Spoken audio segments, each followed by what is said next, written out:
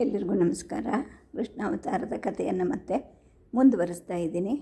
ಸತ್ಯಜಿತನ ಮಗಳು ಸತ್ಯಭಾಮೆ ಮತ್ತು ಸತ್ಯಕನ ಮಗ ಸಾತ್ಯಕಿ ಇಬ್ಬರು ಕೂಡ ಕಾಣೆ ಆಗಿರ್ತಾರೆ. ಜೊತೆಗೆ ಸಮಂತಕಮಣಿನೂ ಕಾಣೆ ಆಗಿರುತ್ತೆ. ಬಹುಶಃ ಅವಳೇ ಅದನ್ನು ತಗೊಂಡು ತನ್ನ ಪ್ರಿಯಕರನ ಜೊತೆಗೆ ಓಡಿ ಹೋಗಿರಬಹುದು ಅಂತ ಜನ ಎಲ್ಲ ಭಾವಿಸ್ಕೊಳ್ತಾರೆ. ಇದ್ರ ಮಧ್ಯೆ ಕೃಷ್ಣ ಕೂಡ ತನ್ನ ಅರಮನೆಯನ್ನು ಬಿಟ್ಟು ಹೊರಟೋಗಿರ್ತಾನೆ. ಇದರಿಂದ ರುಕ್ಮಿಣಿ, ಶೈಬ್ಯ, ಬಲರಾಮ ಎಲ್ಲರೂ ಗಾಬರಿಗೊಳ್ತಾರೆ. ಬಲರಾಮ ಬಹುಶಃ ಇದು ಸತ್ರಾಜಿತನ ಕೆಲಸ ಇರಬಹುದು ಅಂತ ಅಂದ್ಕೊಂಡು ಅವನ ಮನೆಗೆ ಬಂದು ಸತ್ರಾಜಿತನನ್ನು ಬೆದರಿಸ್ತಾನೆ. ಕೃಷ್ಣನನ್ನು ನೀನು ಎಲ್ಲಿ ಅಪಹರಣ ಮಾಡಿದ್ಯಾ, ಅವನನ್ನು ತಕ್ಷಣ ತಂದು ಒಪ್ಪಿಸು ಅಂತೇಳೆಲ್ಲ ಹೇಳ್ತಾನೆ. ಅದೇ ಸಮಯಕ್ಕೆ ಒಬ್ಬರು ಬಂದುಬಿಟ್ಟು ಒಬ್ಬ ಕಾವಲುಗಾರ ಬಂದುಬಿಟ್ಟು ಸತ್ರಾಜಿತನ ತಮ್ಮ ಪ್ರಸೇನ ಸತ್ತು ಹೋಗಿದ್ದಾನೆ ಅಂತೇಳಿ ಹೇಳ್ತಾನೆ. ಈ ಎಲ್ಲ ಮಾತುಗಳನ್ನು ಕೇಳಿಸ್ಕೊಂಡ ಸತ್ರಾಜಿತ ಮೂರ್ಛಿತನಾಗ್ತಾನೆ. ಇನ್ನು ಈ ಕಡೆ ಕೃಷ್ಣನ ಅರಮನೆಯಲ್ಲಿ ಹಿಂದೆ ಏನಾಗಿರುತ್ತೆ ಅನ್ನೋ ವಿಚಾರಕ್ಕೆ ಬರೋಣ. ಬೆಳಕು ಹರಿಯೋಕ್ಕೆ ಮುಂಚೆನೇ ಏಳೋದು ರುಕ್ಮಿಣಿಯ ಪದ್ಧತಿ ಆಗಿರುತ್ತೆ. ಎದ್ದುಬಿಟ್ಟು ತನ್ನ ಗಂಡನ ಪೂಜೆಗಳಿಗೆ ಅಣಿ ಮಾಡಿಕೊಡೋದು ಅವಳ ಒಂದು ಅಭ್ಯಾಸವಾಗಿರುತ್ತೆ. ಆದರೆ ಕೃಷ್ಣ ಇವತ್ತಿನ ದಿವಸ ಏನು ಮಾಡಿರ್ತಾನೆ, ಅವಳು ಹೇಳೋಕ್ಕಿಂತ ತುಂಬ ಮುಂಚೆನೇ ಎದ್ದಿರ್ತಾನೆ. ಎದ್ದು ಸಮುದ್ರ ಸ್ನಾನಕ್ಕೆ ಹೋಗಿ ಆನ್ಹಿಕವನ್ನು ಮುಗಿಸಿ ಅರಮನೆಗೆ ಹಿಂತಿರುಗಿ ಬಂದು ತನ್ನ ಆಯುಧ ಮತ್ತು ಉಡುಪುಗಳು ಇದ್ದ ಕೊಠಡಿಗೆ ಹೋಗಿರ್ತಾನೆ. ಅಲ್ಲಿ ಸಾಮಾನ್ಯ ಬೇಟೆಗಾರನ ಹಾಗೆ ಉಡುಪನ್ನು ಹಾಕ್ಕೊಳ್ತಾನೆ. ಒಂದು ಉದ್ದವಾದ ಬಟ್ಟೆಯ ತುಂಡನ್ನು ಮಡಿಕೆ ಮಾಡಿಕೊಂಡು ಅದನ್ನು ತಲೆಗೆ ಸುತ್ಕೊತಾನೆ. ಒರಟಾಗಿ ನೇಯ್ದಿದ್ದ ಒಂದು ಚಿಕ್ಕ ಪಂಚೆಯನ್ನು ಉಟ್ಕೊತಾನೆ. ಅದು ಮೊಳಕಾಲ ಮೇಲಕ್ಕೆ ಸಿಕ್ಕಿಸ್ಕೊಳ್ತಾನೆ. ಏಕೆಂದರೆ ಕಾಲುಗಳನ್ನು ಸರಾಗವಾಗಿ ಇಡಲಿಕ್ಕೆ ಅನುಕೂಲ ಆಗಲಿ ಅಂತ ಹೇಳಿಬಿಟ್ಟು ಸೊಂಟದ ಸುತ್ತ ಒಂದು ಹೊದಿಕೆಯನ್ನು ಸುತ್ತಕೊಂಡಿರ್ತಾನೆ. ಅದೇ ನಡುಕಟ್ಟು. ತನ್ನ ಚಪ್ಪಲಿಗಳನ್ನು ಚರ್ಮದ ಪಟ್ಟಿಗಳಿಂದ ಮೊಣಕಾಲಿಗೆ ಕಟ್ಕೊಳ್ತಾನೆ. ಅಂದರೆ ಇದೆಲ್ಲ ಹಿಂದಿನ ಕಾಲದ ವೇಷಭೂಷಣಗಳು. ಸಾಮಾನ್ಯ ಬೇಟೆಗಾರರು ಸಾಧಾರಣವಾಗಿ ಉಪಯೋಗಿಸ್ತಿದ್ದ ಬಿದಿರಿನ ಬಿಲ್ಲು ಒಂದನ್ನು ಆಯ್ಕೊಳ್ತಾನೆ. ಅದಕ್ಕೆ ತಕ್ಕನಾದ ಬಾಣಗಳು ಇವುಗಳನ್ನು ಕೂಡ ತನ್ನ ನಡುಕಟ್ಟಿಗೆ ಸಿಕ್ಕಿಸ್ಕೊಳ್ತಾನೆ. ಜೊತೆಗೆ ಒಂದು ದೊಡ್ಡ ಚೂರಿಯನ್ನು ಕೂಡ ತಗೊಳ್ತಾನೆ. ಒಂದು ಕುಡುಗೋಲನ್ನು ತಗೊಳ್ತಾನೆ. ಹಿಂದೆ ತನಗೆ ಸದಾ ಸಂಗಾತಿಯಾಗಿದ್ದ ಕೊಳಲನ್ನು ತಗೊಳ್ತಾನೆ. ಅದನ್ನು ತನ್ನ ನಡುಕಟ್ಟಲ್ಲಿ ಸಿಕ್ಕಿಸ್ಕೊಳ್ತಾನೆ. ಸದ್ದು ಮಾಡದೆ ಅಡುಗೆ ಮನೆಗೆ ಹೋಗ್ತಾನೆ. ಅಲ್ಲಿದ್ದ ಕೆಲವಾರು ಒಣ ರೊಟ್ಟಿಗಳನ್ನು ಚೀರದಲ್ಲಿ ತುಂಬಿಸ್ಕೊಂಡು ಅದನ್ನು ಹೆಗಲ ಮೇಲೆ ಹಾಕ್ಕೊಳ್ತಾನೆ. ಆಮೇಲೆ ಅರಮನೆಯನ್ನು ಬಿಟ್ಟು ಕಾಡಿನ ಕಡೆಗೆ ಹೊರಡ್ತಾನೆ. ಕಳೆದ 3 ದಿನಗಳ ವಿಚಿತ್ರ ಘಟನೆಗಳು ಅವನ ಮನಸ್ಸಲ್ಲೀಗ ಒಂದು ರೂಪವನ್ನು ತಾಳ್ತಾ ಇರುತ್ತೆ. ಸತ್ರಾಜಿತನ ತಮ್ಮ ಪ್ರಸೇನ ಶುದ್ಧ ತುಂಟ ಮತ್ತು ಪುಂಡನಾದವನು. ಜಗಳಕ್ಕೆ ಸ್ವಲ್ಪ ಕಾರಣ ಸಿಕ್ಕರೂ ಸಾಕು ನುಗ್ಗುವಂಥ ಸ್ವಭಾವದವನು. ಅಂಥವನು ಯಾವುದೋ ರಹಸ್ಯ ಕಾರ್ಯಕ್ಕೋಸ್ಕರ ಮಧ್ಯರಾತ್ರಿ ಅರಮನೆ ಬಿಟ್ಟು ಹೋಗಿದ್ದಾನೆ. ಇನ್ನು ಈ ಕಡೆ ಸತ್ರಾಜಿತ ಯಾದವ ಪ್ರಮುಖರನ್ನು ಕಡೆಗಣಿಸುವಂಥ ಯೋಜನೆ ಮಾಡಿಕೊಂಡಿದ್ದಾನೆ. ಆ ಸಮಯಕ್ಕೆ ದ್ವಾರಕೆಯಿಂದ ಅವನನ್ನು ಯಾಕೆ ಕಳಿಸಿದ್ದಾನೆ? ಕೃಷ್ಣ ಶಮಂತಕವನ್ನು ಕದ್ದ ಅಂತ ಹಿರಿಯರೆಲ್ಲರೂ ಒಪ್ಪೋ ಹಾಗೆ ಬೆದರಿಸಬೇಕು ಅಂತ ಅಂದ್ಕೊಂಡಿದ್ನ ಅವನು. ಈ ಮಣಿ ಕಣ್ಮರೆ ಆಗಿದ್ದಕ್ಕೂ ಪ್ರಸೇನನಿಗೂ ಏನಾದರೂ ಸಂಬಂಧ ಇರಬಹುದಾ? ಸತ್ಯಭಾಮೆ, ಸಾತ್ಯಕಿ ಇವ್ರದ್ದು ಅದೃಶ್ಯವಾದ ಪ್ರಣಯದ ಆಟ ಅನ್ನೋದು ಕೃಷ್ಣನಿಗೆ ನಂಬಿಕೆ ಬರೋದಿಲ್ಲ. ಏಕೆಂದರೆ ಕೃಷ್ಣನಿಗೂ ಸಾತ್ಯಕಿಗೂ ಮಧ್ಯ ಯಾವುದೇ ಗುಟ್ಟು ಇರೋದಿಲ್ಲ. ಹಸ್ತಿನಾಪುರಕ್ಕೆ ತಾವು ಹೋಗಬೇಕಾದ್ರೆ ಸಾತ್ಯಕಿ ಆ ಘಟನೆ ಎಲ್ಲವನ್ನೂ ಹೇಳಿರ್ತಾನೆ. ಸತ್ಯಭಾಮೆ ಅವನನ್ನು ಅಪಹರಿಸಿದ ರೀತಿ, ಅವಳ ತಂದೆಯ ಪುಂಡು ಪೋಖರಿಗಳ ಕೈಯಲ್ಲಿ ಕೊಲೆ ಆಗದ ಹಾಗೆ ಅವನನ್ನು ಕಾಪಾಡಿದ್ದು, ಕೃಷ್ಣನನ್ನು ಮದುವೆ ಆಗಬೇಕು ಅನ್ನೋ ಅವಳ ಆಸೆ, ಅದನ್ನು ನೆರವೇರಿಸಲಿಕ್ಕೆ ಅವನಿಂದ ಸಹಾಯ ಆಗಬೇಕು ಅಂತ ಅವನಿಂದ ಪಡೆದ ವಚನ, ಕೃಷ್ಣನನ್ನು ಈ ಅವಮಾನಕರವಾದ ನಿಂದೆಯಿಂದ ಬಿಡಿಸ್ಲಿಕ್ಕೋಸ್ಕರ ಅವರಿಬ್ಬರು ಶಮಂತಕಮಣಿಯನ್ನು ತರಕ್ಕೆ ಹೋಗಿರಬಹುದು, ಅದೇ ಹೆಚ್ಚು ಸಂಭವ ಅಂತ ಈ ಥರ ಎಲ್ಲ ಕೃಷ್ಣ ಯೋಚನೆ ಮಾಡಿಕೊಳ್ತಾನೆ. ಏಕೆಂದರೆ ಸಾತ್ಯಕಿಯನ್ನು ಅವನು ಚೆನ್ನಾಗಿ ತಿಳಿದಿರ್ತಾನೆ. ಎಂದು ದ್ರೋಹವನ್ನು ಮಾಡಲಿಕ್ಕೆ ಸಾಧ್ಯವೇ ಇಲ್ಲದಂತಹ ಸ್ನೇಹ ಒಂದು. ಇವನಿಗೋಸ್ಕರ ಅವನು ಪ್ರಾಣ ಕೊಡಲಿಕ್ಕೂ ಬೇಕಾದ್ರೂ ಸಿದ್ಧನಾಗಿದ್ದವನು. ಇನ್ನು ಶಮಂತಕಮಣಿಯನ್ನು ಹುಡುಕೊಂಡು ಹೋಗೋದು ಕೂಡ ಅವನಿಗೆ ಸಹಜವೇ. ಆದರೆ ಅವರಿಬ್ಬರು ಒಟ್ಟಿಗೆ ಕಣ್ಮರೆ ಆಗಿದ್ದಕ್ಕೆ ಒಂದೇ ಅರ್ಥ. ಏನು? ಸತ್ಯಭಾಮೆಗೆ ಅವಳ ತಂದೆ ಮಣಿನ ಎಲ್ಲಿ ಬಚ್ಚಿಟ್ಟಿದ್ದಾನೆ ಅನ್ನೋದು ಗೊತ್ತು. ಅದನ್ನು ಹುಡುಕಿ ತರೋಕ್ಕೆ ಅವಳು ಸಾತ್ಯಕಿ ಸಹಾಯ ಪಡೆದಿದ್ದಾಳೆ. ಕೃಷ್ಣನ ಯೋಚನೆ ಹೀಗೆ. ತನ್ನನ್ನು ಕಾಪಾಡೋಕ್ಕೆ ಎಷ್ಟೇ ಕಾತರ ಇದ್ದರೂ ಕೂಡ ಈ ಥರ ಹುಡುಗಾಟದ ಸಾಹಸಕ್ಕೆ ಇವರಿಬ್ಬರು ಕೈ ಹಾಕಿದಾರಲ್ಲ, ಇದರಿಂದ ಅವರಿಗೆ ಕೆಟ್ಟ ಹೆಸರು ಬರುತ್ತಲ್ಲ ಅಂತ ಹೇಳಿಬಿಟ್ಟು ಕೃಷ್ಣ ಯೋಚನೆ ಮಾಡಿದ ಹಾಗೆಲ್ಲ ಅವನಿಗೆ ಹೆಚ್ಚು ಹೆಚ್ಚು ನಂಬಿಕೆ ಹುಟ್ಟುತ್ತಾ ಹೋಗುತ್ತೆ. ಸತ್ಯಭಾಮೆ ಈ ಹೆಜ್ಜೆನ ಇಟ್ಟಿರೋದು ಶಮಂತಕ ಮಣಿಯನ್ನು ಹುಡುಕಿ ತನ್ನನ್ನು ಕಾಪಾಡಲಿಕ್ಕೆ ಅಂತ ಅರ್ಥ ಆಗುತ್ತೆ. ಆನಂತರ ಮತ್ತು ಕೆಲವಾರು ವಿಚಾರ ಅವನಿಗೆ ನೆನಪಾಗುತ್ತೆ. ವೀರನಾರಿಯ ಬೀಳ್ಕೊಡುಗೆ ಅನ್ನೋ ಹಾಡಲ್ಲಿ ಕಳೆದು ಹೋದ ಕೆಲವು ಸಾಲುಗಳನ್ನು ತಾನೇ ರಚಿಸಿ ಕಳಿಸಿರ್ತಾಳೆ. ಅದು ಇವನಿಗೆ ಕಳಿಸಿದ ಸಂದೇಶ. ಆದರೆ ಶೈಬ್ಯೆ ಮತ್ತು ರುಕ್ಮಿಣಿ ಇವರುಗಳು ತಪ್ಪು ತಿಳ್ಕೊಂಡಿರ್ತಾರೆ. ನಮ್ಮನ್ನು ಅವಮಾನ ಮಾಡ್ತಾ ಇದ್ದಾಳೆ ಅವಳು ಅಂಥೇಳಿ ಅಂದ್ಕೊಂಡಿರ್ತಾರೆ. ಆದರೆ ಕೃಷ್ಣನಿಗೆ ಚೆನ್ನಾಗಿ ಗೊತ್ತಿರುತ್ತೆ ಅವಳು ತನ್ನ ಒಲವನ್ನು ಈ ಥರ ಬಿಂಬಿಸಿದಾಳೆ.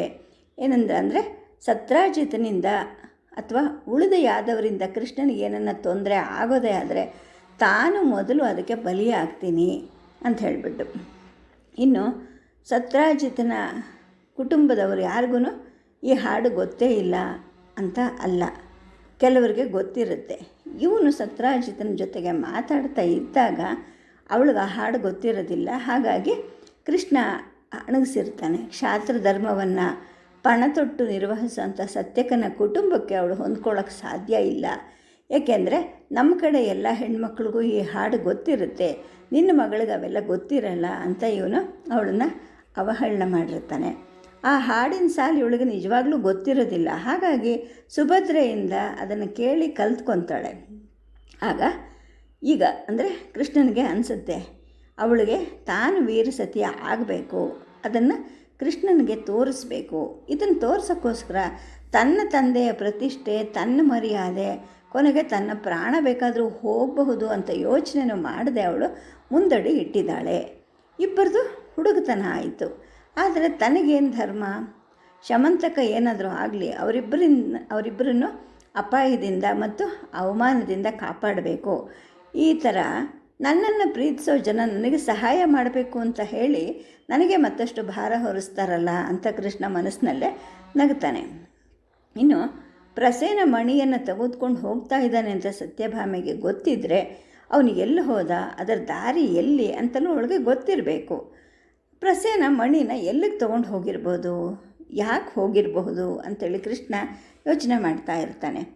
ಗಾಯತ್ರಿ ಮಂತ್ರವನ್ನು 1,000,000 ಸಲ ಜಪ ಮಾಡಿ ಆ ಕಾಲದಲ್ಲಿ ಭಗವಾನ್ ಸೂರ್ಯನ ಪವಿತ್ರ ಗುಹೆಯಲ್ಲಿ ಉಪವಾಸ ಮಾಡಿಕೊಂಡು ದೇವತೆಗಳ ರಕ್ಷಣೆಯಲ್ಲಿ ಇದ್ದು ತಪಸ್ ಮಾಡಿದ್ದೀನಿ ಅಂತ ಹೇಳಿಬಿಟ್ಟು ಸತ್ರಾಜಿತ್ ಒಂದು ರೀತಿಯ ಪ್ರಭಾವಳಿಯನ್ನು ತನ್ನ ಸುತ್ತ ತಾನು ನಿರ್ಮಾಣ ಮಾಡ್ಕೊಂಡ್ಬಿಟ್ಟಿರ್ತಾನೆ. ಆ ಪವಿತ್ರ ಗುಹೆ ಎಲ್ಲಿದೆ ಅಂತ ಯಾರಿಗೂ ಗೊತ್ತೂ ಇರಲಿಲ್ಲ. ಇಲ್ಲವೇ ಇಲ್ಲ ಅಂತ ಎಷ್ಟೋ ಜನ ಮಾತಾಡ್ತಾ ಇರ್ತಾರೆ. ಒಂದು ವೇಳೆ ಆ ಥರದ್ದೊಂದು ಗುಹೆ ಇದ್ದಿದ್ದೇ ಆದರೆ ಪ್ರಸೇನ ಅಲ್ಲಿಗೆ ತಗೊಂಡು ಹೋಗಿರಬಹುದು. ಈ ವಿಷಯ ಸತ್ಯಭಾಮೆಗೂ ಗೊತ್ತಿದ್ದರೆ ಅವಳು ಅಲ್ಲಿಗೆ ಹೋಗಿರಬಹುದು. ಆದರೆ ಆ ಗುಹೆ ಎಲ್ಲಿ ಅಂತ ಹುಡುಕೋದು ಅಂತ ಕೃಷ್ಣ ಅಂದ್ಕೊಳ್ತಾನೆ. ಬೇಗ ಬೇಗ ಹೆಜ್ಜೆ ಹಾಕ್ತಾನೆ.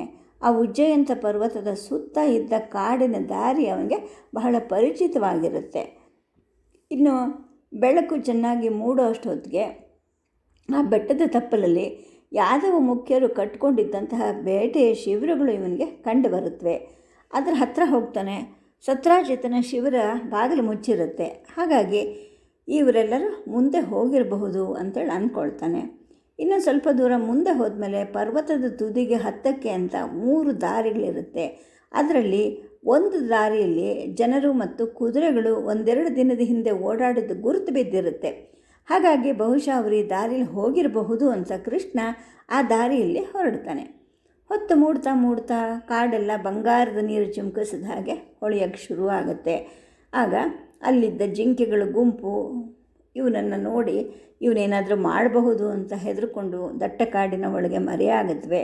ಹಕ್ಕಿಗಳು ಸದ್ದು ಮಾಡ್ತಾ ಇರುತ್ತವೆ, ತಂಗಾಳಿ ಬೀಸ್ತಾ ಇರುತ್ತೆ. ಕೃಷ್ಣನಿಗೆ ಅದೇ ಯೋಚನೆ, ಹಳೆಯ ಯೋಚನೆ. ಕೆಲವಾರು ದಿನದ ಕೆಳಗಡೆ ಸತ್ರಾಜಿತ ಹೇಗೆ ನಡ್ಕೊಂಡ, ಮನುಷ್ಯನ ರೀತಿ ಎಷ್ಟು ವಿಚಿತ್ರವಾದದ್ದಲ್ಲ ಇದು. ಧರ್ಮಪಥಕ್ಕೆ ಅವನನ್ನು ಹಿಂತಿರುಗಿ ತರಬೇಕು ಅಂತ ತಾನು ಎಷ್ಟು ಪ್ರಯತ್ನ ಮಾಡಿದ್ರೂ ಅವನು ಬರಲಿಲ್ಲ. ಅವನಿಗೆ ಅವನ ಕುಟುಂಬಕ್ಕೆ ಅರಮನೆಗಳು, ಬಂಗಾರ, ಕುದುರೆಗಳು, ದನಗಳ ಮಂದೆ ಎಲ್ಲನೂ ಇತ್ತು. ಸುಖ ಪಡೋದು ಹೇಗೂ ಗೊತ್ತಿದ್ದರಿಂದ ಎಲ್ಲರಿಗಿಂತ ಹೆಚ್ಚು ಸುಖಿಯಾಗಿ ಅವನು ಬಾಳಬಹುದಾಗಿತ್ತು. ಬೇಕಾದಷ್ಟು ಐಶ್ವರ್ಯ ಇತ್ತು. ಜೊತೆಗೆ ದ್ವಾರಕೆಯ ಯಾದವರನ್ನು ಕೂಡ ಅವನು ಕಾಪಾಡಬಹುದಾಗಿತ್ತು. ಆದರೆ ಅವನು ಇದನ್ನೆಲ್ಲ ಬಿಟ್ಟು ತನ್ನ ಸ್ವಾರ್ಥಕ್ಕೋಸ್ಕರ ಆ ಮಣಿ ಇರಬೇಕು ಅಂತ ಅಂದ. ತಾನು ಕೇಳಿದ್ದೇನು, ಆ ಮಣಿಯನ್ನು ಅಕ್ರೂರನಿಗೆ ಕೊಡೋಣ, ಅದರಿಂದ ಯಾದವರು ಉದ್ಧಾರ ಆಗ್ತಾರೆ, ಧರ್ಮಪಥಕ್ಕೆ ಅವನು ಬರಲಿ ಅಂತ ತಾನು ಹೇಳಿದ್ರೆ ಅವನು ಅದನ್ನು ತಿರಸ್ಕಾರ ಮಾಡ್ದ. ಜೊತೆಗೆ ಅದೇ ಶಮಂತಕ ಮಣಿಯನ್ನು ನಾನೇ ಕದ್ದೆ ಅಂತ ಹೇಳಿಬಿಟ್ಟು ನನ್ನ ಮೇಲೆ ಅಪವಾದವನ್ನು ಹೊರಿಸ್ದ ಅವನು ಅಂಥೇಳೆಲ್ಲ ಕೃಷ್ಣ ಅಂದ್ಕೊಳ್ತಾ ಹೋಗ್ತಾನೆ. ಕಾಲಕ್ಕೆ ತಕ್ಕಂಗೆ ಜನರನ್ನು ಧರ್ಮಪಥದಲ್ಲಿ ನಡೆಸಬೇಕು, ಇದೇ ತನ್ನ ಒಂದು ಗುರಿ ಅಂತ ಯೋಚನೆ ಮಾಡ್ಕೊತ ಹೋಗ್ತಾ ಇರ್ತಾನೆ. ಇನ್ನು ಕೆಲವಾರು ವಾರಗಳ ಕೆಳಗಡೆ ಇಂದ್ರಪ್ರಸ್ಥ ನಗರವನ್ನು ಕಟ್ಟಿ ಹೊಸ ರಾಜ್ಯವನ್ನು ಅಲ್ಲಿ ವ್ಯವಸ್ಥೆ ಮಾಡೋಕ್ಕೆ ಪಾಂಡವರಿಗೆ ನೆರವಾಗಿದ್ದಿದ್ದು. ಈಗ ನೋಡಿದ್ರೆ ಒಬ್ಬ ಸಾಮಾನ್ಯ ಹಳ್ಳಿಯ ಕಳ್ಳನ ಹಾಗೆ ಸಮಂತಕ ಮಣಿಯನ್ನು ಕದ್ದ ಅನ್ನೋ ನಿಂದೆಗೆ ಗುರಿಯಾಗಿದ್ದಾನೆ. ಅದು ಹೀಗೆ ನಿಲ್ಲಿಸಿರೋದು ಸತ್ರಾಜಿತ. ಇದು ತುಂಬ ಮುಜುಗರ ತಂದಿರುತ್ತೆ ಕೃಷ್ಣನಿಗೆ. ಅಷ್ಟೊತ್ತಿಗೆ ಆ ಕಾಡಿನಲ್ಲಿ ಬೆಳಕು ಹೆಚ್ಚಾಗ್ತಾ ಹೋಗುತ್ತೆ. ಅಲ್ಲಿ ಇದ್ದ ಗಿಡಗಳಲ್ಲಿದ್ದ ಕಾಡು ಹಣ್ಣುಗಳನ್ನು ಕಿತ್ತು ತಿಂತಾನೆ. ಅವು ಬೇಕಾದಷ್ಟಿರುತ್ತೆ, ಹೊಟ್ಟೆ ತುಂಬುವಷ್ಟು ತಿಂತಾನೆ.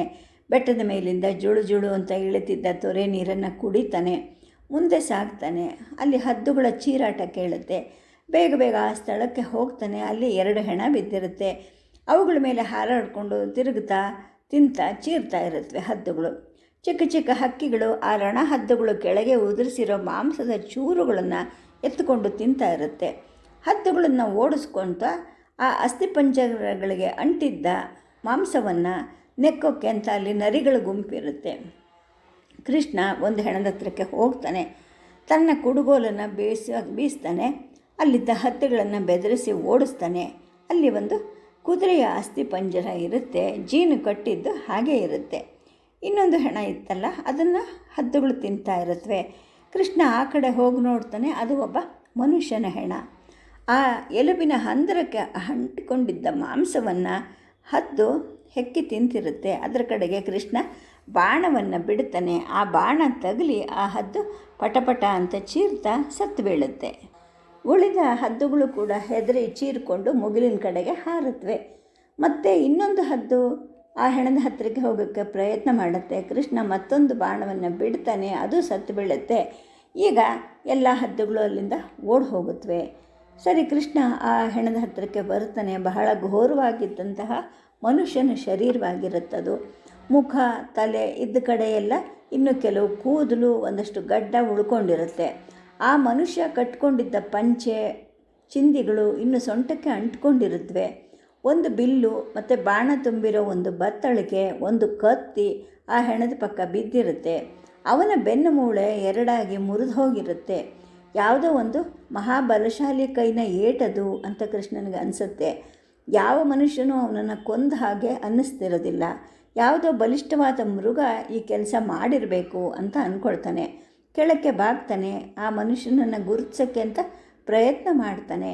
ಅವನ ಉಡುಪು, ಅವನ ಒಡಲು, ಆಯುಧಗಳು ಎಲ್ಲವನ್ನೂ ಪರೀಕ್ಷೆ ಮಾಡ್ತಾನೆ. ಹರಿದು ಚಿಂದಿ ಆಗಿದ್ದರೂ ಕೂಡ ಅವನ ವಸ್ತ್ರ ಅಮೂಲ್ಯವಾದದ್ದು ಅಂತ ಗೊತ್ತಾಗುತ್ತೆ. ಅವನ ಸೊಂಟದಲ್ಲಿದ್ದ ನಡುಕಟ್ಟು ಬಂಗಾರದ್ದಾಗಿರುತ್ತೆ. ಅದರ ಮೇಲೆ ಸೂರ್ಯ ಭಗವಾನನ ಚಿತ್ರ ಇರುತ್ತೆ. ಆಗ ತಕ್ಷಣ ಕೃಷ್ಣನಿಗೆ ಗುರುತು ಹತ್ತುತ್ತೆ. ಇದು ಸತ್ರಾಜಿತ ಹಾಕಿಕೊಳ್ತಾ ಇದ್ದಂತಹ ಪ್ರತಿಮೆ. ಬಿಲ್ಲಿನ ಮೇಲೂ ಕೂಡ ಅದೇ ಗುರುತಿರುತ್ತೆ. ತಕ್ಷಣ ಕೃಷ್ಣನಿಗೆ ಗೊತ್ತಾಗುತ್ತೆ ಇದು ಸತ್ರಾಜಿತನ ತಮ್ಮ ಪ್ರಸೇನನ ಹೆಣ ಅಂತ ಹೇಳಿಬಿಟ್ಟು. ಸದ್ಯಕ್ಕೆ ಕಥೆಯನ್ನು ನಿಲ್ಲಿಸಿರ್ತೀನಿ. ನಮಸ್ಕಾರ.